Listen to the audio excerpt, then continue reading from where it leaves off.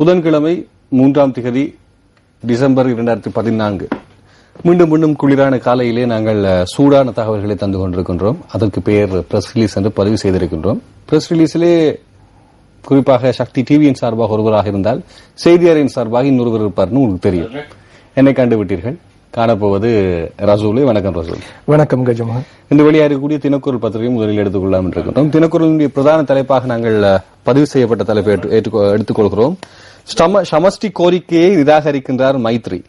ஒற்றையாட்சி பௌத்தத்துக்கு முன்னுரிமையில் எந்த மாற்றமும் ஏற்படாது என உறுதியளிப்பு என்கின்ற செய்தி இருக்கின்றது. சமஷ்டி கோரிக்கையை நிராகரிக்கிறார் மைத்ரி. ஒற்றையாட்சி பௌத்தத்திற்கு முன்னுரிமையில் எந்த மாற்றமும் ஏற்படாது என்று உறுதியளிப்பு. அதாவது அதிகார பகிர்வு மாகாண சபைகளுக்கு இடையிலோ அல்லது வேறு வகையான இடங்களுக்கு இடையிலோ இல்லை. ஒரே மத்திய அரசின் கீழ் ஒற்றையாட்சி தான் அங்கே காணப்பட வேண்டும். அதே நேரம் பௌத்தம் தான் இலங்கையினுடைய மதமாக இருக்கும். அதாவது பௌத்த தர்மத்தை அடிப்படையாக கொண்டுதான் இலங்கையினுடைய அரசியலமைப்பு காணப்படும். பௌத்த தேசமாக இருக்கும். அந்த இடத்தில் அந்த முன்னுரிமையில் எந்த ஒரு மாற்றமும் இல்லை என்று அமைச்சர் மன்னிக்க வேண்டும், பொது வேட்பாளர் மைத்ரிபால சிறிசேன அவர்கள் குறிப்பிட்டிருக்கின்றார்கள். ஸ்ரீலங்கா முஸ்லிம் காங்கிரஸ் நினைவு, தமிழ் தேசிய கூட்டமைப்பின் நினைவு இந்த செய்தியோடு மிகவும் ஒரு தேவைப்படும் தகவலாக காணப்படுகிறது. சரியா? ஆம், குறிப்பாக இறுதியாக நீங்கள் சொன்ன விடயம் ஸ்ரீலங்கா முஸ்லிம் காங்கிரஸ் மற்றும் தமிழ் தேசிய கூட்டமைப்பின் தீர்மானங்கள் இந்த தேர்தலிலே முக்கிய ஒரு திருப்பு முனையை ஏற்படுத்தும் என்றுதான் எதிர்பார்க்கப்படுகின்றது. ஆனால் மைத்ரிபால சிறிசேன நேற்று தெரிவித்திருக்கின்ற இந்த கருத்து, அதாவது ஒற்றையாட்சி என்பது அது பொதுவான விடயம் அவர் குறிப்பிட்டது. ஆனால் அதிகார பகிர்வு ரீதியாக அனைத்து இனங்களும் அனைத்து அரசியல் ரீதியான விடயங்களுக்கும் அதிகார பகிர்வு வழங்கப்படும். அது மட்டுமல்லாமல் நாட்டில் ஒற்றையாட்சி இருக்கும், பௌத்தத்திற்கு முன்னுரிமை அளிக்கப்படும், அதே போன்று ஏனைய இனங்களுக்கும் ஏனைய மதங்களுக்கும் சம அந்தஸ்து வழங்கப்படும் என்று கூறியிருக்கிறார். அது ஏற்கனவே அரசியல் யாப்பில் இருப்பது போன்றே பேணப்படும் என்று கூறி உரிய வகையில் தாம் ஜனாதிபதியான பின்னர் அதனை அமுல்படுத்துவதற்கு நடவடிக்கை எடுப்பதாகத்தான் கூறியிருக்கிறார். கிழக்கு மாகாண சபை அமர்வு ஜனவரி 12ஆம் தேதிக்கு ஒத்துவைப்பு. முஸ்லிம் காங்கிரஸ் சமூகம் அளிக்கவில்லை என்கின்ற செய்தி பிரசுரமாக இருக்கிறது. காரணம் ஏதாவது இருக்கிறதா? கிழக்கு மாகாண சபை அது வேணுமென்று சமூகம் அளிக்கவில்லையா அல்லது கிழக்கு மாகாண சபையை மட்டும் எடுத்துக்கொள்ள முடியாது. ஊவா மாகாண சபை, குறிப்பாக மேல் மாகாண சபை என்பவற்றிலும் இது போன்ற ஒரு நிலைமை ஏற்பட்டிருக்கின்றது. முஸ்லிம் காங்கிரஸ் சமூகம் அளிக்கவில்லை என்றால் அங்கத்தவர்கள் எல்லோரும் சமூகம் அளிக்கவில்லை. அப்படி என்றால் அவர்களுக்குள் ஒரு கலந்துரையாடல் நடைபெற்றிருக்க வேண்டும். இது முஸ்லிம் காங்கிரஸோடு தொடர்புடைய பிரச்சனை மட்டுமல்ல. கிழக்கு மாகாண சபையில் ஒரு ஆட்சி மாற்றத்தை எதிர்பார்த்து கடந்த தினங்களிலே கருத்துகள் முன்வைக்கப்பட்டன. அந்த அடிப்படையில் மாகாண வரவு செலவு திட்டம் அன்றைய தினத்திற்கு அமைந்திருந்தது. அன்றைய தினம் இரவு வாக்கெடுப்புக்கும் விடுவதாகத்தான் நிகழ்ச்சி நிரலில் உள்ளடக்கப்பட்டிருந்தது. இந்த அடிப்படையிலே குறிப்பாக அந்த வரவு செலவு திட்டம் தோல்வி அடையலாம் என்ற ஒரு எண்ண கருத்தின் அடிப்படையிலும் அந்த மாகாண சபை ஒத்திவைக்கப்பட்டதாகத்தான் தெரிவிக்கப்படுகிறது. அதாவது அன்றைய தினம் உரிய எண்ணிக்கையிலான உறுப்பினர்கள் மாகாண சபைக்கு சமூகம் அளித்திருக்கவில்லையாம். அந்த சந்தர்ப்பத்திலே இதனை அடுத்து மாகாண தவிசாளர் சபையை கோரமின்மையால் ஒத்திவைத்திருக்கிறார். அதே நேரம் இன்னொரு மிக முக்கியமான விடயம், நாங்கள் சில வழிகளில் இலங்கையிலே மிகவும் தேவைப்படக்கூடிய சில விஷயங்களை நாங்கள் கண்டுகொள்ளாமல் விட்டு விடுவோம். சர்வதேச கால்பந்தாட்ட சம்மேளனம் ஃபீஃபாவினுடைய தலைவர் என்பவர் சராசரியாக ஒரு நாட்டினுடைய தலைவர் என்கின்ற பதவிக்கு சமமாக சர்வதேச தரத்திலே மதிக்கப்படுபவர். என்றால் உலகிலே அனைத்து நாடுகளும் அதிகம் விளையாடும் விளையாட்டு உதைப்பந்தாட்டம். அந்த விளையாட்டினுடைய தலைவருக்கு மிகப்பெரிய ஒரு அதிகாரம் இருக்கிறது. அவர் இலங்கைக்கு வந்திருக்கின்றார். ஆனால் அது பற்றி நாங்கள் பெரிதளவுல பேசப்படையில்லை. எங்கள் ஊடகங்கள் இந்த தேர்தலுக்குள்ள மாட்டிட்டாரோ தெரியல. நேற்றைய தினம் ஜனாதிபதியையும் அவர் சந்தித்திருக்கிறார். இந்த விடயம் பெரிதாக தேர்தலின் காரணமாக இருக்கலாம், பெரிதாக எடுபடவில்லை இந்த விடயம். ஆனால் இன்றைய தினம் அதனை ஊடகங்கள் கொண்டு வரலாம் நினைக்கிறேன். அதே நேரம் நேற்றைய தினம் அரியாலையிலே நீங்கள் கொழும்பு யாழ்ப்பாணத்துக்கு செல்வீர்களா இருந்தால் குறிப்பாக கைதடி தாண்டி போகும்போது, செம்மணி தாண்டி போகும்போது ஒரு மைதானம் ஒன்று வலது பக்கத்திலே இருப்பதை பார்க்கக்கூடியதாக இருக்கும். கட்டப்பட்டு கொண்டிருந்தது. இப்போது அது முழுமையாக நிர்மாணிக்கப்பட்டு நேற்று திறந்து வைக்கப்பட்டிருக்கிறது. அதை திறந்து வைத்திருக்கக்கூடிய பெருமை குறிப்பாக வடமாகாண மக்களுக்கு பெருமையாக இருக்கும். சர்வதேச கால்பந்தாட்ட தலைவரே அதை திறந்து வைத்திருக்கிறார் என்று இன்னொரு ஒரு சுவாரஸ்யமான அல்லது ஒரு சிந்திக்கக்கூடிய அரசியலிலே அதிகம் காரசாரமான ஒரு விடயம் நேற்று பேசப்பட்டது. 10 கோடி ரூபாய் தனக்கு விலை பேசப்பட்டதாக கூறுகிறார் நவீன் என்கின்ற செய்தி. அது குறிப்பாக நேற்றைய தினம் 100 மில்லியன் என்றுதான் அவர் குறிப்பிட்டிருந்தார். அதை நாங்கள் தமிழர்களுக்காய் தமிழ் பேசும் மக்களுக்காய் 10 கோடி என்பதை நாங்கள் கூறுகின்றோம். தெளிவாக கூறலாம். அவர் கடந்த சில தினங்களுக்கு முன்னர் அரசாங்கத்தை விட்டு வெளியேறி, அதாவது அரசாங்கத்திலே முக்கிய அமைச்சராக இருந்தார். அது மட்டுமல்ல, அவர் ஐக்கிய தேசிய கட்சியின் தலைவர்களில் ஒருவரான காமினி திசாநாயக்கவின் சிரேஷ்ட புதல்வர். அவர் அதாவது கடந்த காலங்களிலே ஜனாதிபதி மஹிந்த ராஜபக்ச அரசாங்கத்தின் கீழ் யுத்தம் முன்னெடுக்கப்பட்ட பொழுது அந்த யுத்தத்தை முடிவுக்கு கொண்டு வருவதற்காக ஐக்கிய தேசிய கட்சியின் 17 உறுப்பினர்களோடு அந்த கட்சியிலிருந்து வெளியேறி அதாவது ஜனாதிபதிக்கு பலம் சேர்ப்பதற்காக அந்த கட்சியோடு இணைந்து கொண்டார்கள், ஆளும் கட்சியோடு. அதனை அடுத்து அந்த கொள்கை ரீதியான செயற்பாடுகள் முன்னெடுக்கப்படவில்லை. யுத்தம் நிறைவடைந்த பின்னர் அந்த உரிய செயற்பாடுகள் முன்னெடுக்கப்படவில்லை. அதே நேரம் அரசாங்கத்திலே நிலவுகின்ற ஊழல் மோசடிகள் தமது வெளியேற்றத்திற்கு காரணம் என்று குறிப்பிட்டிருந்தார். அது மட்டுமல்ல, தாம் ஏற்கனவே மைத்ரிபால சிறிசேன பொது வேட்பாளராக தம்மை அறிமுகப்படுத்திய அந்த சந்தர்ப்பத்திலே அவருக்கு பூரண ஒத்துழைப்பு வழங்குவதாக ஏற்கனவே வாக்குறுதி அளித்திருந்தாராம். அதன் அடிப்படையில் அவரோடு இணைந்திருக்கிறார், அதாவது ஐக்கிய தேசிய கட்சியோடு மீண்டும் இணைந்திருக்கிறார். தனக்கும் எதிர்க்கட்சி தலைவருக்கும் இருந்த முரண்பாடுகள் தற்பொழுது களையப்பட்டிருக்கின்றன. தற்போது ஒற்றுமையாக கட்சி பலத்தோடு முன்னேறி வருகின்றது. இந்த அடிப்படையிலே பொது வேட்பாளருக்கு தனது பூரண ஒத்துழைப்பை வழங்குவதாக நேற்று அறிவித்திருக்கிறார். ஆனால் தான் அரசாங்கத்திலிருந்து வெளியேறுவதாக கிடைத்த தகவல்களின் பிரகாரம் அரசாங்கத்திலேயே முக்கியஸ்தர்கள் தம்மை அணுகி தனக்கு 100 மில்லியன், அதாவது 10 கோடி ரூபாய் வழங்குவதற்கு முன் வந்ததாகவும் அதனை தாம் நிராகரித்து விட்டதாகவும் நேற்று கூறியிருக்கிறார். அது மட்டுமல்ல, நேற்று சில விடயங்களையும் அவர் வெளிப்படுத்தி இருக்கிறார். அதாவது அரசாங்கத்தில் இடம்பெற்ற ஊழல்கள், குறிப்பாக வீதி அபிவிருத்தியில் இடம்பெற்ற ஊழல்கள் மற்றும் சீன திட்டங்களில் இடம்பெற்றிருக்கின்ற ஊழல்கள் குறித்தும் அவர் சுட்டிக்காட்டியிருக்கிறார். 10 கோடி இருக்கிறதுக்கு என்பது கொஞ்சம் பெரிய காசு தான். இந்த காசுல ஏற்ற காசு பொதுமக்கள். வருமுன் காப்பும் ஆசிரியர் தலையங்கம் என்ற தினக்குரல் பத்திரிகையிலே நாடளாவிய இறுதியில் தொடர்ந்து மழை பெய்து வருவதால் தண்ணீர் தேங்கி நுழம்புகள் பெருகும் ஆபத்தான நிலைமை காணப்படுகிறது. உண்மைதான். இப்போது அனைத்து இடங்களிலுமே நுழம்பு 6 மணிக்கு பிறகு மிக பெருக்கமாக காணப்படுது. டெங்கு அபாயம் இருக்கிறது. நுழம்பினால் வரக்கூடிய இன்னும் எக்கச்சக்கமான அபாயங்கள் ஏற்படுவதற்கு வாய்ப்பு இருக்கிறது. கொஞ்சம் அவதானத்தோடு வருமுன் காக்க வேண்டும் என்கின்ற ஒரு நல்ல விழிப்புணர்வு சார்ந்த ஒரு விடயத்தை தினக்குரல் பத்திரிகையாளர்கள், செய்தியாளர்கள், செய்தி தலைவர்கள் இங்கே பதிவு செய்தார். எப்போதுமே மழை பெய்து வருகின்ற சந்தர்ப்பங்களில் மழையை அடுத்து வரக்கூடிய எதிர்பார்க்கக்கூடிய ஒரு நோய் தான், அதாவது தொற்று தான் டெங்கு. அதாவது மழை நீர் தேங்கி இருத்தல், மழை வெள்ளம் ஏற்பட்ட பகுதிகளில் நீர் தேங்கி இருக்கும் பொழுது அந்த இடங்களிலே நுழம்புகள் பெருகி டெங்கு நோய்க்கு எதுவாக இருக்கின்றன. இந்த அடிப்படையிலே மேல் மாகாணத்தில் தான் கடந்த காலங்களில் கூட நாம் அதிகமாக டெங்கு பரவியதை அவதானிக்கக்கூடியதாக இருந்தது. அடுத்து கார்ட்டூனை பார்க்கலாம். சகதி தோய்ந்த ஒரு வாளி, மிகப்பெரிய வாளி, அதுக்குள் 2 ஜனாதிபதி வேட்பாளர்கள், நமது ஜனாதிபதியும் ஜனாதிபதி வேட்பாளரும் பாய்கிறார்கள். அதாவது பிரச்சாரத்தின் போது இருவரும் தங்களுக்கு இடையில் இருக்கக்கூடிய அழுக்குகளையும் சகதிகளையும் மாறி மாறி வீசுவது என்பதை மிக தத்ரூபமாக வெளிப்படுத்தி இருக்கின்றார் பிரதீப் தனது கேலி சித்திரத்தினூடாக. அதே நேரம் அதற்கு கீழே ஒரு செய்தியும், ஜனாதிபதி தேர்தலில் உயிர் பெறும் புலிகள் என்ற ஒரு செய்தியும் காணப்படுகின்றது. அதுவும் கூட ஒரு அருமையான ஒரு செய்தி என்று நான் நினைக்கின்றேன். சர்வதேச அழுத்தம் மற்றும் புலிமுத்திரை. இப்போது அரசு சர்வதேச அழுத்தத்துக்குள்ள அதிகம் காரணம் காட்டுகிறது. அதாவது மிக தெளிவாக ஜனாதிபதி தேர்தலுக்கு முதல் அந்த அழுத்தம் இருக்கு இல்லையா? இருக்கவில்லை. ஆனால் ஒவ்வொரு தடவையும் ஆளும் தரப்பினால் தான் எதிரணிகள் மீது இந்த புலிமுத்திரை பெரிதும் குத்தப்படுகின்றது.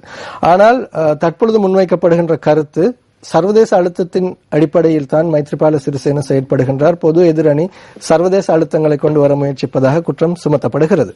ஆனால் நவீன் திசாநாயக்க கூட நேற்றைய தினம் கூறியிருந்தார், அதாவது சர்வதேச அழுத்தங்கள் இங்கு இல்லை. ஏனென்றால் யுத்தம் இடம்பெற்ற பொழுது, யுத்த இறுதி கட்டத்தில் ஜனாதிபதி வெளிநாடு சென்றிருந்த பொழுது பதில் பாதுகாப்பு அமைச்சராக இருந்தவர் மைத்ரிபால சிறிசேன. அந்த யுத்தத்தை வெற்றி கொள்வதற்கு தனது பங்களிப்பையும் அவர் வழங்கி இருக்கிறார். இந்த அடிப்படையிலே அவர் வெளிநாட்டு சக்திகளுக்கு அடிபணிந்தோ அல்லது சர்வதேச அழுத்தங்களுக்கு கட்டுப்பட்டோ நடப்பார் என்பது வெறும் கூற்று என்று சுட்டிக்காட்டியிருக்கிறார். அதே நேரத்தில் அடுத்த பத்திரிகையாக நாங்கள் தினகரன் பத்திரிகையை சேர்த்துக் கொள்ளலாம் என்று இருக்கின்றோம். அரசு பத்திரிகை பிரதான தலைப்பாக கொண்டு வந்திருக்கின்றது இன்றைய தினம் எதிரணியின் ஒப்பந்தம் நடைமுறை சாத்தியமற்றது என்கின்ற செய்தி. வாக்கு பலமில்லாத தரப்புகளை மைத்ரி அணியில் சேர்ப்பு என்கின்ற செய்தியும், ஐக்கிய மக்கள் சுதந்திர முன்னணியுடன் 17 கட்சிகள் புரிந்துணர்வு ஒப்பந்தம், எதிரணி 2 கட்சிகளுடன் தம்பட்டம், நிறைவேற்ற அதிகாரத்தை ஜனாதிபதி துஷ்பிரயோகம் செய்திருந்தால் நிரூபிக்க சவால் என்கின்ற செய்தியை சொல்லியிருக்கின்றார்கள் என்ற செய்தி இருக்கிறது. நான் நினைக்கின்றேன் புலனர்வு மாவட்டத்தில் அதிகூடிய விருப்பு வாக்கு யாருக்கு கிடைத்தது? கடந்த காலங்களிலே மைத்ரிபால சிறிசேன பெற்றிருந்தார். களுத்துறை மாவட்டத்திலும் குறிப்பாக ராஜித போன்றவர்களுக்கு கிடைத்திருந்தது. அப்படி இருக்கும் ராஜித விதுர விக்ரமநாயக்க போன்றவர்களுக்கு கிடைத்திருந்தது. அப்படி இருக்கும்போது வாக்கு பலமில்லாத தரப்புகளை மைத்ரி அணியில் சேர்ப்பு என்கின்ற ஒரு அதாவது இங்கே கட்சி சாராத வகையில் இவர்கள் தேர்தலில் குதிக்கின்ற பொழுது மக்கள் ஆதரவு கட்சிகளுக்கு இருப்பதாகத்தான் அமைச்சர் சுசில் பிரேமஜயந்த் நேற்று கூறியிருக்கிறார். ஆனாலும் 2 கட்சிகள் என்று அவர் குறிப்பிடுவது குறிப்பாக அந்த கட்சிகளின் பெயர்களை குறிப்பிடவில்லை. குறிப்பாக நான் நினைக்கின்றேன் சரத் பொன்சேகா தலைமையிலான ஜனநாயக கட்சி மற்றும் ஜனநாயக மக்கள் முன்னணி, மனோ கணேசன் தலைமையிலான மக்கள் முன்னணி 2 கட்சிகள். இவை 2ம் கடந்த மாகாண சபை தேர்தல்களில் கூட அதிகப்படியான வாக்குகளை பெற்று தமது வாக்கு வங்கிகளை அந்த கட்சிகள் அதிகரித்துக் கொண்டிருக்கின்றன எனது பார்வையில். அவர்களுக்கான உறுப்பினர்களும் அதிகமாக கிடைத்திருக்கிறார்கள். ஆனால் இந்த அடிப்படையில் 2 கட்சிகள் ஆனாலும் வாக்குப்பலம் இருக்கின்றன. ஆனால் ஜாதிக ஹெல உரிமையை நேற்று அவர்களது அந்த வரலாற்று ரீதியான அவர்களது முடிவொன்றை எடுத்து அதாவது பொது வேட்பாளர் மைத்ரிபால சிறிசேனவுக்கு ஆதரவு அளிப்பதாக உத்தியோகபூர்வமாக நேற்று அறிவித்தது. அரசாங்கத்திலே இவ்வளவு காலம் அரசாங்கத்தை பலப்படுத்தி வந்திருக்கின்றது பல்வேறு சந்தர்ப்பங்களில் ஜாதிக ஹெல உரிமை. இந்த கட்சி துணிவோடு இம்முறை பொது வேட்பாளருக்கு ஆதரவு அளிக்க முன் வந்திருக்கின்றது. அந்த கட்சிக்கும் அரசியல் ரீதியாக ஒரு வாக்குப்பலம் இருக்கத்தான் செய்கின்றது. அல்லது அந்த கட்சி சேர்ந்து கொள்ளக்கூடிய பிரதான கட்சிக்கு வாக்குகளை கொண்டு வரக்கூடிய சக்தி இருக்கத்தான் செய்கிறது. அது மட்டுமல்ல, பௌத்த பேரினவாத தன்மை கொண்ட வாக்குகளை கொள்வனவு செய்யக்கூடிய கொண்டு வரக்கூடிய ஒரு சக்தி ஒன்று மறைமுகமாக, அதாவது அரசியல் ரீதியாக அந்த கட்சி ஒரு வலுவான கட்சி என்றுதான் கூற வேண்டும். ஏனென்றால் நீங்கள் பார்க்கலாம், விருப்பு வாக்கின் அடிப்படையில் உதய கம்மன் வில மேல்மாகாண சபையில பெற்று அதிகப்படியான வாக்குகள், அடுத்து சம்பிக்க அவர் பெற்றுக்கொண்ட வாக்குகள், அத்துடைய ரத்ன தேரர் இவர்களை எடுத்துக்கொண்டோமாக இருந்தால் அவர்களுக்கு இருக்கக்கூடிய தனிப்பட்ட வாக்கு பலம் அந்த அவர்களது அதிகார பலம் அவர்களுடைய அறைகூவலுக்கு செவிமடுக்கக்கூடிய ஒரு தொகுதி மக்கள் இருக்கின்ற விடயத்தை கொண்டு வருகிறது. நிச்சயமாக. ஆனால் இந்த சந்தர்ப்பத்திலே மற்றொரு விடயத்தை பார்க்க வேண்டும். அதாவது ஜாதிக ஹெல உரிமை ஏனைய பொது அமைப்புகள் அல்லது இன ரீதியான அமைப்புகளை தாண்டி அரசியல் ரீதியாக பௌத்தத்திற்கு முன்னுரிமை அளித்து செயற்படுகின்ற ஒரு கட்சி. ஆனாலும் இப்பொழுது தேர்தலிலே அவர்கள் குறிப்பிடுகின்ற விடயம், அதாவது இந்த ஜனாதிபதி முறைமை, நிறைவேற்று அதிகார ஜனாதிபதி முறைமை இல்லாதொழித்தல், அதிகார பகிர்வு விடயங்களையும் அவர்கள் சுட்டிக்காட்டியிருக்கிறார்கள். எனவே அனைத்து மக்களும் சம அந்தஸ்தோடு வாழக்கூடிய ஒரு சூழலை ஏற்படுத்த வேண்டும், ஊழல் மோசடிகளை ஒழிக்க வேண்டும் என்ற ஒரு பொதுவான 10 அம்ச கொள்கையை அவர்கள் முன்வைத்து நேற்று மைத்ரிபால சிறிசேனோடு ஒரு உடன்படிக்கை ஏற்படுத்திக் கொண்டார்கள். அதாவது மைத்ரிபால சிறிசேன தற்பொழுது பொது வேட்பாளராக களமிறங்கி முன்வைத்திருக்கின்ற, அதாவது நேற்று முன்தினம் கைச்சாத்திடப்பட்டுள்ள அந்த உடன்படிக்கை, புரிந்துணர்வு உடன்படிக்கை பொது எதிரணிகளுக்கு இடையிலான, அதற்கும் ஜாதிக ஹெல உரிமை கட்சியின் உடன்படிக்கைக்கும் பெரும்பாலான விடயங்களில் இணக்கப்பாடுகள் இருப்பதாகத்தான் தெரிவிக்கப்பட்டது. புலிகளால் சுட்டு புதைக்கப்பட்ட சடலங்கள் ஒட்டி சூட்டான் பகுதியில் தோண்டும் பணிகள் என்கின்ற செய்தி ஒன்று புகைப்படத்தோடு பிரசுரமாயிருக்கிறது இன்றைய தினகரன் பத்திரிகையிலே.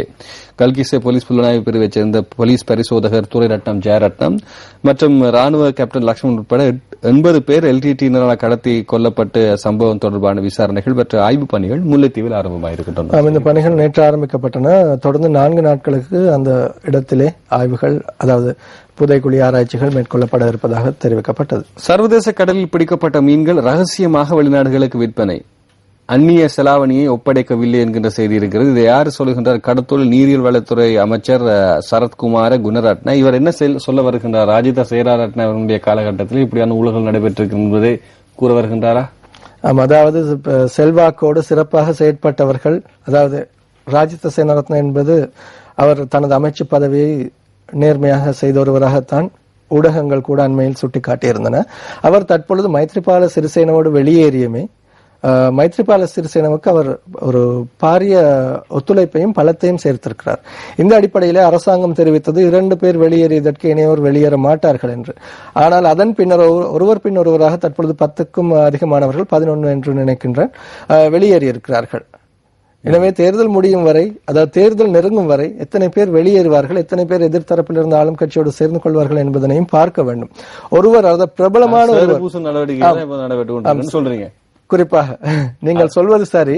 ஆனால் அவரது அமைச்சிலே குறிப்பாக சில விடயங்கள் சுட்டிக்காட்டப்படும் பொழுது இதற்கு இன்று அல்லது நாளை ராஜித சேனாரத்ன பதில் அளிக்கலாம் என்று எதிர்பார்க்கலாம். அவருக்கு தான் விஷயம் தெரியும், பார்க்கலாம்.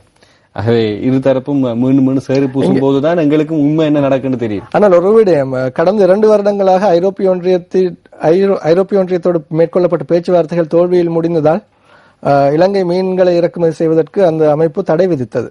காரணம், அந்த செய்மதியூடான அந்த கண்காணிப்பு கருவிகளை பொருத்துவதில் ஏற்பட்ட தாமதம். இதற்கு அமைச்சராக இருந்த பொழுது ராஜித சேனாரத்ன குறிப்பிட்டார், அதிகாரிகள் மட்டத்தில் இதற்கு அனுமதி பெறுவதில் தாமதம் ஏற்பட்டது. அமைச்சரவை தீர்மானத்தின் பின்னர் அமைச்சரவை அங்கீகாரத்தோடு அமைச்சரவை அங்கீகாரத்துக்கு பிறகு அதிகாரிகள் தாமதம் என்று சொன்னா அதுக்கு என்ன காரணம்? ஏற்கனவே இது குறித்து பேசப்பட்டு வந்த விடயம் 2 வருடமாக அந்த 2 வருடமாக இழுத்தடிக்கப்பட்டு இருக்கின்றது. அப்படின்னா காரணம் என்ன? அதுவும் இன்னொரு மத்திய ஒரு பலம் வாய்ந்த ஒரு சக்தியிடம் தான் இருக்கின்றதா? அது காரணம் மறைமுகமாக இருக்கலாம். சரியா, பல்வேறு விடயங்களை பார்க்க வேண்டியிருக்கிறது. சேரு இருதரப்பும் பூசப்படும் போதுதான் தெரியும் எங்களுக்கு உண்மையான விஷயம். இங்கே ஒரு விடயம் கஜமன், அதாவது அரசியல்வாதி என்பது ஒரு விடயம், அரசாங்க அதிகாரிகள் என்பது மற்றொரு விடயம். அரசாங்க அதிகாரிகள் யாருக்கு கீழ் வருகிறார்கள், யாருக்கு கட்டுப்படுகிறார்கள் என்பதை நாம் பார்க்க வேண்டும். அதுதான் குறிப்பாக எல்லோரும் சொல்லக்கூடிய, அதாவது அரசாங்கத்திலிருந்து வெளியேறிய அனைத்து அமைச்சர்களும் தற்போது பொது எதிரணியில் வந்து சொல்லக்கூடிய விடயங்கள் தனக்கு தனிப்பட்ட செயலாளர் இருக்கின்றார், தனது தனிப்பட்ட செயலாளருக்கு கூட அழுத்தம் கொடுக்கக்கூடிய ஆளுமை தனக்கு இல்லை. அதற்கான அழுத்தம் வந்து தமது அமைச்சுக்கு உரிய விடயங்களை பொறுப்பான அமைச்சர் என்ற வகையில் அதனை செயற்படுத்துவதற்கு கூட தனக்கு முடியாத நிலை என்று கூறியிருக்கிறார்கள். பாதுகாப்பு உத்தியோகத்தில் நியமிக்கக்கூடிய அதிகாரம் கூட இல்லை என்று சொல்லப்பட்டிருந்தது. நாங்கள் பேசலாம். பண்டாரவளை பீச எதிர்கட்சி தலைவர் உட்பட ஐக்கிய தேசிய கட்சியினர் அரசாங்கத்துடன், பிரதேச சபை எதிர்கட்சி தலைவர் உட்பட ஐக்கிய தேசிய கட்சியினர் அரசாங்கத்துடன் இணைவு என்கிற செய்தி ஒன்று இங்கே பிரசுரமாயிருக்கிறது. ஆகவே இதை நீங்கள் பார்க்க வேண்டும். அதாவது ஐக்கிய தேசிய கட்சியாளர்களும் வந்து இப்போது அரசாங்கத்துடன் இணைந்து கொள்கிறார்கள். ஆனால் இதுவரை ஐக்கிய தேசிய கட்சியிலிருந்து எந்த ஒரு பிரபலங்களோ அல்லது பாராளுமன்றத்தை பிரதிநிதித்துவப்படுத்துகின்றவர்களோ அரசாங்கத்தோடு சேர்ந்து கொள்ளவில்லை. கடந்த நாட்களில் ஐக்கிய தேசிய கட்சியின் பொதுச் செயலாளர் திஸ் அத்தநாயக்க கூட 500 மில்லியன் ரூபாவுக்கு அரசாங்க பக்கம் தாவுவதாக கதைகள் இருந்தன. ஆனால் தற்பொழுது அதுவும் நான் நினைக்கிறேன் 500 மில்லியன் நான் நினைக்கல. அரசியல் வட்டாரங்கள் ஒரு பெரிய பணம் உண்டு, சர்வசாதாரணமாக பணம் பெரிதா இருக்கபடியா சொல்றீங்க. நான் நினைக்கிறேன் அது எவ்வளவு. இவர் நவீன் திசாநாயக்க 10 கோடி, பொதுச் செயலாளருக்கு 50 கோடி.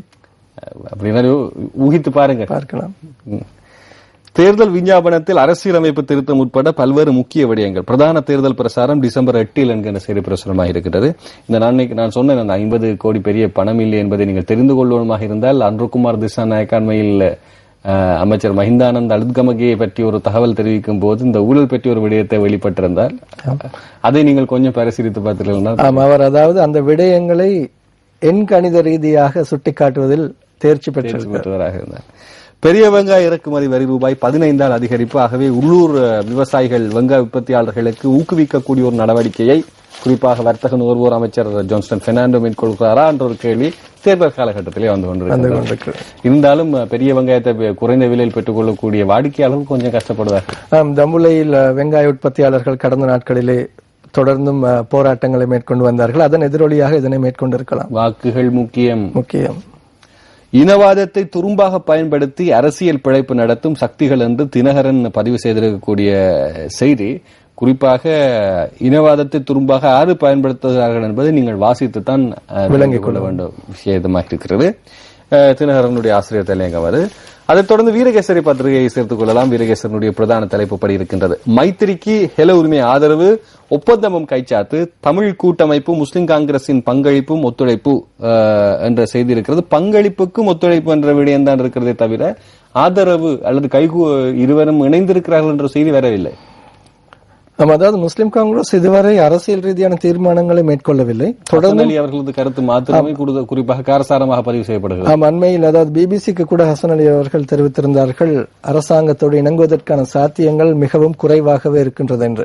ஏனென்றால் அவர்களது கோரிக்கைகள், குறிப்பாக முஸ்லிம் மக்களது பிரச்சனைகள், அது மட்டுமல்லாமல் முஸ்லிம் மக்கள் அரசியல் ரீதியாக எதிர்நோக்குகின்ற பிரச்சனைகள் என்று பல்வேறு விடயங்களை ஆராய்ந்திருக்கிறார்கள். இந்த கோரிக்கைகளுக்கு அரசாங்க தரப்பில் இதுவரை எந்த சாதகமான பதில்களும் கிடைக்கவில்லை என்று கூறுகிறார்கள். ஆனால் ஜனாதிபதியோடு கூட கடந்த நாட்களிலே அவர்கள் பேச்சுவார்த்தை நடத்தி இருந்தார்கள். இந்த அடிப்படையிலே முஸ்லிம் காங்கிரஸ் மட்டுமல்லாமல் அகில இலங்கை மக்கள் காங்கிரஸ் கூட தீர்மானங்களை மேற்கொள்வதில் சிரமங்களை மேற்கொள்வதாகத்தான் சுட்டிக்காட்டப்பட்டு வருகிறது. அகில இலங்கை முஸ்லிம் காங்கிரசுக்கு குறிப்பாக இரண்டாவது தரப்பு பதவிகளில் இருக்கக்கூடியவர்கள் வந்து இப்போது வேறு வேறு கட்சிகளிலே மாற்றம் பெறுவதை பார்க்கக்கூடியதாக இருக்கிறது. பாராளுமன்ற தேசிய பட்டியல் எம்பியாக இருந்த அஸ்வர் அவர்கள் பதவி விலகியதை அடுத்து அந்த இடத்திற்கு அமீர் அலி நியமிக்கப்படலாம் என்ற கருத்து இருந்தது. ஆனால் அந்த கோரிக்கை அமீர் அலியை நிராகரித்திருப்பதாக தெரிவிக்கப்படுகிறது. அடுத்து, பயங்கரவாதத்தை ஒழித்து நாட்டுக்கு சாதகமான நிலை ஏற்படுத்தியுள்ளோம். மகாபல புலமை பரிசில் வழங்கும் நிகழ்வில் ஜனாதிபதி மஹிந்த தெரிவிப்பு என்கின்ற செய்தி கட்டமிடப்பட்ட பகுதிக்குள் புகைப்படத்தோடு இங்கே வீரகேசரி பத்திரிகையின் முற்பக்கத்தை அலங்கரிக்கிறது. எதிரணியின் உடன்படிக்கை அடிப்படை தகமையற்றது, ஐக்கிய மக்கள் சுதந்திர செயலாளர் சுசில் பிரேம ஜெயந்த கூறுகின்றார் என்கின்ற செய்தி பிரசுரமாக இருக்கின்றது. மைத்திரிபாலவின் சார்பில் கட்டுப்படம் செலுத்தப்பட்டது அன்னமே சின்னம்.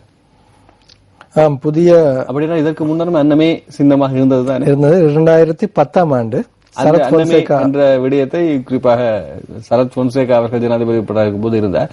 அப்போது கூட கொஞ்சம் விளிம்பு நிலையில் தான் சரத் பொன்சேகா அவர்கள் தோல்வியோடு அடைந்ததாக அந்த காலத்தில் ஜனாதிபதி தேர்தலில் குறிப்பிட்டிருந்தார்கள். அதாவது நிச்சயமாக அவர்தான் வெற்றி பெற்றார்கள் என்று அவரோடு சார்ந்தவர்கள் தெரிவித்தார்கள். ஆனால் இறுதியில் ஜனாதிபதி 18 லட்சம் வாக்குகள் மேலதிகமாக பெற்றுதான் வெற்றி பெற்றார். இந்த அடிப்படையில் ஆனால் அவர் சமமான ஒரு போட்டியை வழங்கியிருந்தார். இறுதிக்கட்டத்தில் வாக்கு முடிவுகள் தான் அந்த வித்தியாசத்தை காட்டியிருந்தன. ஆனால் பொதுவாக நாட்டிலே ஏனைய மாவட்டங்களில் பார்க்கும் பொழுது சரிசமமாக அந்த போட்டி அமைந்திருந்தது. இம்முறையும் அதாவது எதிரணியின் பொது வேட்பாளர் மைத்ரிபால சிறிசேனவுக்கான அவரோடு சேர்ந்து கொள்ளும் தரப்பினர்களின் எண்ணிக்கை நாளுக்கு நாள் அதிகரித்து வருவதாக கூறுகிறார்கள். அது மட்டுமல்ல, மக்களும் தற்பொழுது அதாவது அரசாங்கம் மீதான அதிருப்தியோடு தற்பொழுது ஒரு மாற்றத்தை எதிர்பார்ப்பதாக இன்றைய தினம் செய்திகளில் வெளிவந்திருக்கின்றது. அந்த விடயத்தையும் பார்க்க வேண்டும். நேற்று இன்னொரு புகைப்படமும் இருக்கிறது. வெளியாகிய புகைப்படத்தை இன்று பதிவு செய்திருக்கிறார் வீரகேசரி பத்திரிகையாளர்கள். நிறைவேற்று ஜனாதிபதி முறைமையினை இல்லாது ஒழித்து சாதாரண ஜனநாயக ஆட்சியினை ஏற்படுத்த வேண்டும் என்ற தொழிற்பொருளில் பிரஜக சக்தி அமைப்பினால் நேற்று கொழும்பு ஹைட்பாக் மைதானத்தில் ஏற்பாடு செய்யப்பட்ட நிகழ்வுக்கு கலந்து கொண்டிருந்த பொது எதிர் அணியினர் இப்படத்தில் இங்கு காணக்கூடியதாக இருக்கிறது.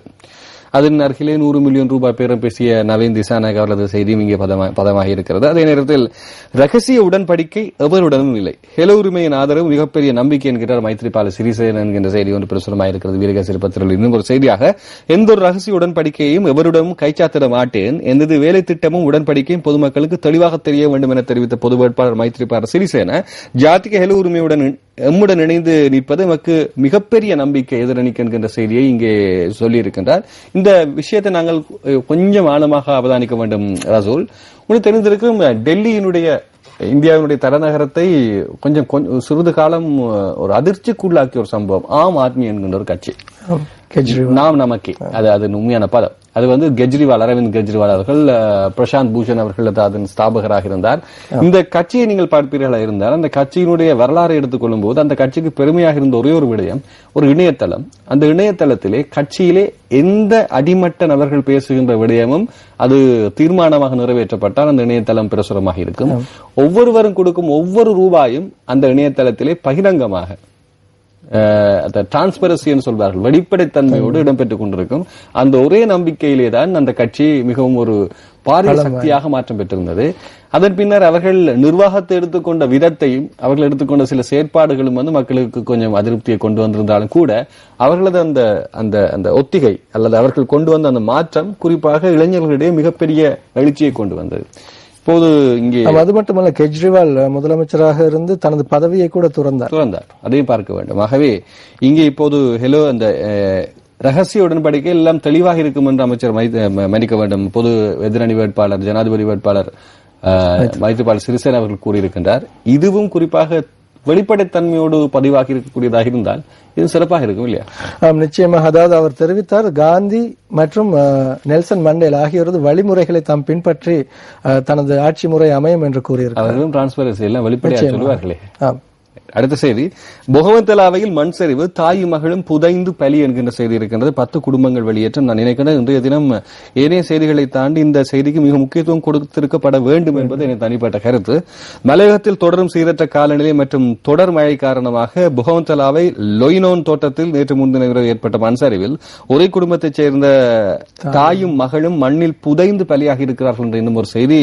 தாய் 45 வயது மதிக்கத்தக்க முருகையா குமாரி, முருகையா துஷாரி 19 வயது மதிக்கத்தக்க மகள் என்பது இங்கே நாங்கள் கவலைக்கிடமாக சொல்லக்கூடிய ஒரு செய்தி. இந்த செய்தியில் இன்னும் ஒன்று நாங்கள் பார்க்க வேண்டும். புதைந்த மண் சரிவினுடைய அளவு எவ்வளவு கடினமானது, ஏனைய இடங்கள் பரவாமல் இருந்தது. ஒரு விதத்திலே தெய்வாதீனமான ஒரு விடயம்.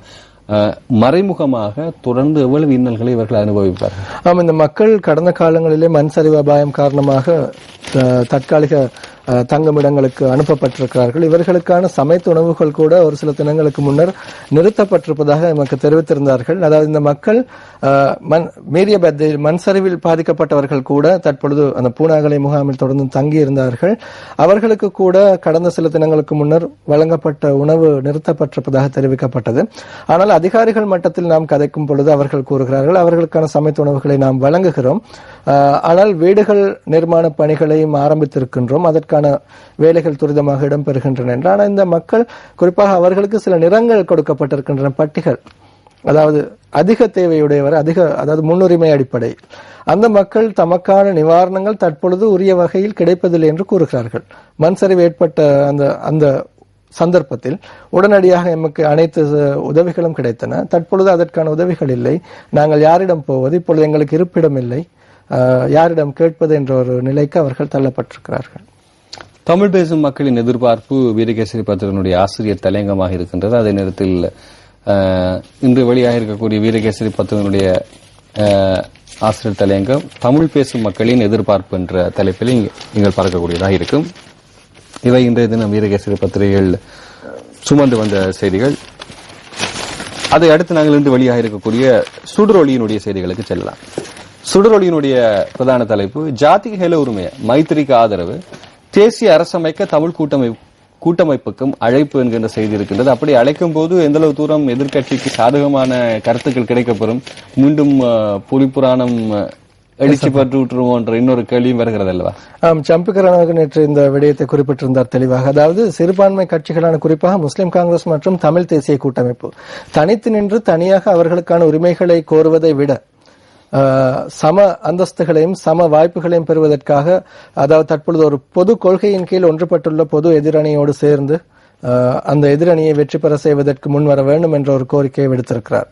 இந்த அடிப்படையிலே, அதாவது இவர் மனோ கணேசன் கூட நேற்று முன்தினம் உரையாற்றும் பொழுது கூறியிருந்தார், அந்த பொது உடன்படிக்கை கைச்சாத்திட்ட பின்னர் இதிலே தெளிவாக சிறுபான்மையினருக்கான குறிப்பாக தமிழ் முஸ்லிம் மக்களுக்கான தீர்வுகள் தெளிவாக குறிப்பிடப்படவில்லையானாலும் இதிலே சில விடயங்கள் அனைத்து இனத்திற்கும் அனைத்து மக்களுக்கும் சமமான அந்தஸ்துகளை வழங்கக்கூடிய வகையில் அமைந்திருக்கின்றது என்று கூறியிருந்தார்.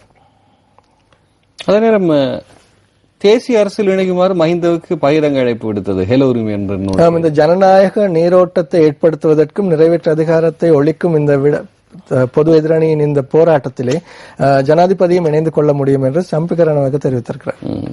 எதிரணிக்குள் ஒற்றுமை இல்லை, உடன்படிக்கையும் தெளிவில்லை, சாடுகிறது அரசு. அதாவது ஒரு கட்சி இல்லை, வாக்கு பலம் இல்லை என்றுதான் சுசில் பிரேமஜயந்த கூறுகிறார். அதாவது இந்த பத்திரிகை செய்திகள் அதிகம் பார்க்கும் போது குறிப்பாக எதிரணி வேட்பாளருக்கு அல்லது பொது ஜனாதிபதி வேட்பாளருக்கு தான் அதிக முக்கியத்துவம் கொடுத்தது போல இருக்கிறது. எது இல்லாவிட்டாலும் முக்கியத்துவம் இருக்கிறது. சரி, அடுத்து தேசிய பாதுகாப்புக்கு அதி முக்கியத்துவம், மைத்திரி உறுதி என்கிற செய்தி. புறாபோல் அரச கூட்டுக்குள் மீண்டும் வரலாம் மைத்திரி, இது அமைச்சர் சுசிலினுடைய நம்பிக்கை. ஏற்கனவே அவர் அன்று புலனரவில் இடம்பெற்ற கூட்டத்தின் பொழுது புறாக்களை பறக்க விட்டிருந்தார். தனது முதலாவது பிரசார கூட்டத்தை ஆரம்பித்து அதிலே புறாக்களை விட்டிருந்தார். அந்த புறாக்கள் எங்கே சென்றன, எங்கே இருக்கின்றன, யாரிடம் திரும்பி வந்து விட்டன என்று ஒரு கேள்வி எழுப்பியிருக்கிறார். அதே போன்று மைத்ரிபால சிறிசேனவும் மீண்டும் தனது கூட்டிற்கே திரும்பி வரலாம் என்ற ஒரு நம்பிக்கையை தெரிவித்திருக்கிறார். மஹிந்த டோபல் சந்திப்பு என்கின்ற செய்தி ஒன்று புகைப்படத்தோடு இருக்கிறது என்று சுடரொளி பத்திரிகையிலே. அன்னம் சின்னத்தில் மைத்ரிபால போட்டி என்கின்ற செய்தி. புலிகள் மீதான தடை நீக்கம், பொது நீதிமன்றத்தின் தீர்ப்புக்கு எதிராக ஐரோப்பிய ஒன்றியம் மேன்முறையீடு. இவை இன்றைய தினம் சுடரொளி பத்திரிகையில் வெளிவந்த செய்திகள். அடுத்து முக்கியத்துவம் வாய்ந்த ஆசிரியர் தலையங்களை பார்க்கலாம். புரிந்துணர்வு ஒப்பந்தமும் எதிரணி வேட்பாளரும் என்கின்ற செய்தி ஆசிரியர் தலையங்கமாக சுடரொளி பத்திரிகையிலே பிரசுரமாக இருக்கிறது, பார்க்கக்கூடியதாக இருக்கும். அதைத் தொடர்ந்து சுவாரஸ்யமான ஜேபியுடைய கேலி சித்திரத்தை நாங்கள் பார்க்க வேண்டும். இதை பார்ப்பதற்குத்தான் இன்றைய நாளில் அதிகமாக நான் நினைக்கின்றேன் பிரஸ் ரிலீஸ் எதிர்பார்த்திருப்பார்கள். குழந்தையின் பெயர் என்னங்க, தற்போதைக்கு என்று வைத்துக் கொள்வோம். எக்ஸை சொல்லுகிறாரா ஓட்டை சொல்லுகிறாரா என்கின்ற செய்தி இங்கே இருக்கிறது.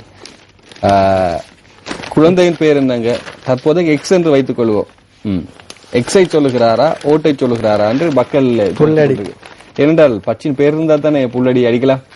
இப்படி ஒரு சுவாரஸ்யமான பதிவு செய்திருக்கின்றார்கள். வேறு யாரும் அல்ல, இன்றைய சுடரொளி பத்திரிகையாளர்கள் ஜேபி. அதே போன்றது ஒரு கார்ட்டூன் அதே போன்ற ஒரு கார்ட்டூன் தான் இருக்கின்றது. அதாவது தேர்தல் காலத்திலே புள்ளடியை வைத்துக் கொண்டு பொதுமக்கள் உயர்ந்து காணப்படுகின்றார்கள். அதே போன்று வாக்கு, அதாவது இந்த தேர்தல் முடிந்த பின்னர் வாக்கை பெற்றுக்கொண்ட பின்னர் அந்த அரசியல்வாதி ஒரு என்ன சொல்றது, பாரிய உருவத்தோடு இருக்கின்றார். அந்த பொதுமகன் நூலாக இருக்கின்றார். அடுத்து வெட்ரோ நியூஸினுடைய செய்தி, பிரதான தலைப்பு, அழுத்தமான ஒரு தலைப்பு, புகவந்த ராய்மான் சரிவில் தாய் மகளும் பலி என்கிற செய்தியை காணப்படுகின்றது. புகைப்படத்தோடு இந்த செய்தி பிரசுரமாக இருக்கிறதை நாங்கள் பார்க்கக்கூடியதாக இருக்கிறது. மைத்திரிபால சிறிசேனவுக்கு அன்னம் சின்னம், ரவி கருணாநாயக்க கட்சி மூலம் கட்டுப்பணம். விடுதலை புலிகளினால் ராணுவ போலீஸ் அதிகாரிகள் உட்பட 80 பேர் சுட்டுக் கொல்லப்பட்டிருக்கப்பட்ட இடங்களில் தடவியல் சோதனை. கிழக்கு மாகாண சபையில் அமளி துமளி, செங்கோலை கைப்பற்றி ஆர்ப்பாட்டம், வரவு செலவு திட்ட பிரேரணை அடுத்த வருடம் ஜனவரிக்கு ஒத்திவைப்பு. இவை இன்றைய தினம் வெளிவந்திருக்கக்கூடிய மொத்த தேசிய பத்திரிகையினுடைய செய்திகளாக இருக்கின்றன. அதே நேரம் இன்று முக்கியத்துவம் கொடுக்கும் இன்னும் ஒரு செய்தியையும் நாங்கள் பிரஸ் ரிலீஸிலே பதிவு செய்து வழிவிடலாம் உங்கள் இளைஞர்களுக்கு. இன்று சர்வதேச மாற்றுத்திறனாளிகள் தினம். அவர் இது சார்பாக சிறப்பு செய்திகள் வீரகேசரி பத்திரிகையில் இருக்கின்றன. சர்வதேச மாற்றுத்திறனாளிகள் தினம் டிசம்பர் 3ஆம் தேதி அனுஷ்டிக்கப்படுகிறது.